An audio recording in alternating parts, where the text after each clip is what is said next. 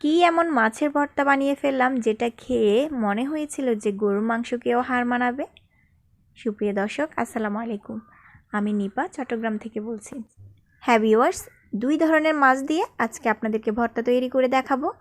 আর মাছগুলো সবসময় আমাদের বাসায় থাকে, যেমন এখন ইলিশের সিজন, আর ইলিশের সিজনে এখন ইলিশ মাছ থাকে। এরপর আমি এখানে দুই টুকরো ইলিশ মাছ নিয়েছি আর 2 টুকরো পোয়া মাছ নিয়েছি। তো এই সবগুলো ফ্রাই করা। তো ফ্রাই করার জন্য হচ্ছে আমি লবণ মরিচ দিয়ে তারপর হচ্ছে মাছগুলোকে ফ্রাই করে নিয়েছি। সো এই মাছগুলো দিয়ে ভর্তা তৈরি করার পর দেখলাম যে এত সুস্বাদু হয়েছে, এটা আমার যেটা মনে হয়েছে গরুর মাংসকেও হার মানিয়ে দিয়েছে এই ভর্তাটা। আসলে মাছের ভর্তা যে এত সুস্বাদু হয় এটা আসলে আমার আগে জানা ছিল না। এই ধরনের ভর্তা তৈরি করার জন্য মাছটাকে কিন্তু ফ্রাই করে নিতে হবে।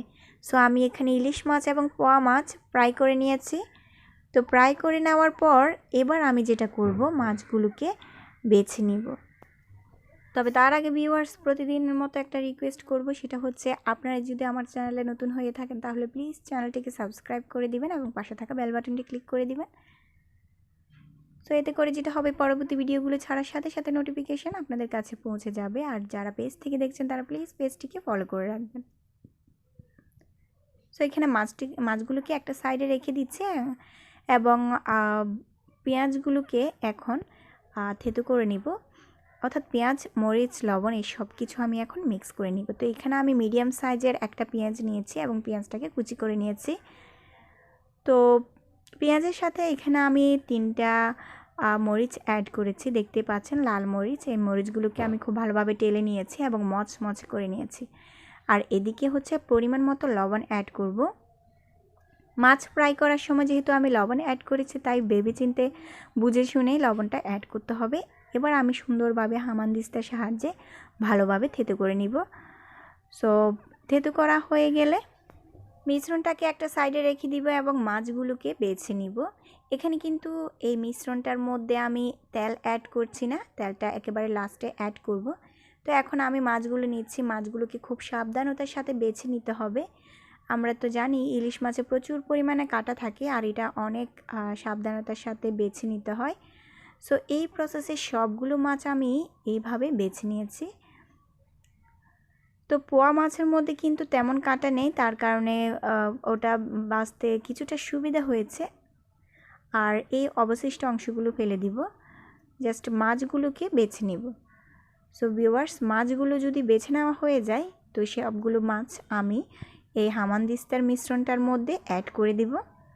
সো দেখতে পাচ্ছেন খুব সুন্দরভাবে বেছে নেওয়া হয়ে গেছে এবং মাছের মধ্যে কোনো প্রকার কাঁটা নেই, খুব ভালোভাবে বেছে নিয়েছি। সো একবার বানিয়ে দেখতে পারেন। এই ভর্তাটা বড় থেকে শুরু করে ছোটরাও কিন্তু বেশ পছন্দ করে।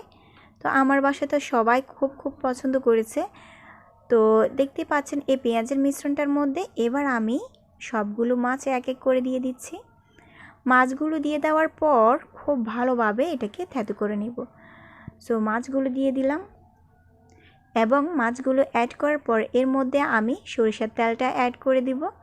চাইলে এখানে আপনারা ধনেপাতা অ্যাড করতে পারেন, বাট আমার হাতের নাগালে ধনেপাতা ছিল না, তাই আমি এটা স্কিপ করলাম। তো আপনারা অবশ্যই ধনেপাতাটা অ্যাড করবেন। এতে করে যেটা হবে, টেস্টটা অনেক বৃদ্ধি পাবে, অনেক ভালো লাগবে খেতে। কিছুক্ষণ থেতো করে নেওয়ার পর একটা চামচের সাহায্যে আবারও উল্টিয়ে পাল্টিয়ে দিব। নিচের অংশটুকু উপরে এবং উপরের অংশটুকু নিচে, এভাবে উল্টিয়ে পাল্টিয়ে দিয়ে তারপর হচ্ছে মিক্স করে নিব। আর এদিকে যদি 1-2টা কাঁটা দেখা যায় তাহলে সেগুলো তুলে নেব। সো এই প্রসেসে আপনারা মাছের ভর্তাটা করে নেবেন। সবগুলো মাছ যাতে খুব সুন্দরভাবে পেস্ট হয়ে যায় সেদিকটা খেয়াল রাখতে হবে।